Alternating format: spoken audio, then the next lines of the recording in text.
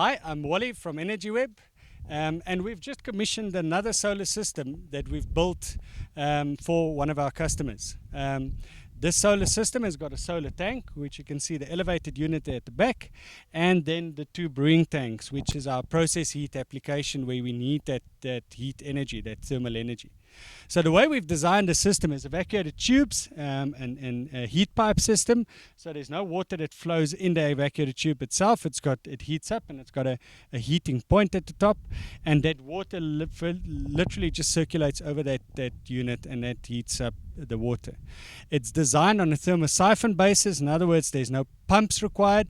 Thermosiphon basically just means as hot water gets hot, it becomes less dense and it rises to the top. So the way we've built the system, the cold water comes out the bottom of the tank, and as that water rises up, it then mechanically flows up. You can see we've built this manifold at an upward angle. It flows back into the tank. So no pumps, nothing is required to power the system.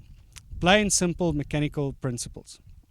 Also, you can see as the system is also designed for frost conditions, this wall is still going to be built up so that if we do get to freezing temperatures in the winter, because the pipe is cladded with a galvanized cladding and rock wool inside, that it then protects the system against pipes bursting or freezing up. And because there's no water in the tubes, obviously that can't get damaged either. So the solar loop, very robust. It's also done at low pressure, so you don't have to get technical with steam release valves and all the rest of it. Very simple mechanical process, and with the tank being a plastic tank, you also don't have a risk of the tank corroding or bursting within the next few years. That tank, for all purposes, should last you 20 years plus. Then our brewing tanks, the two units you see here to my left-hand side, two 500-litre units, also plastic tanks which we've cladded with 100mm thick insulation and the galvanized cladding for the outside conditions. Those are the brewing tanks, and inside these tanks is a stainless steel heating coil.